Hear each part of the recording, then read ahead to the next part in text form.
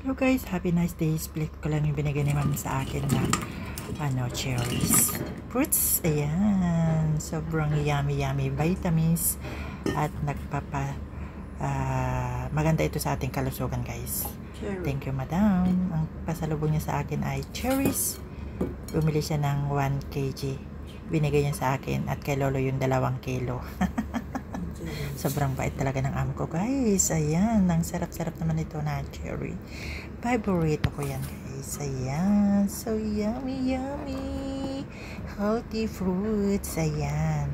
Maganda ito sa ating sa blood circulations.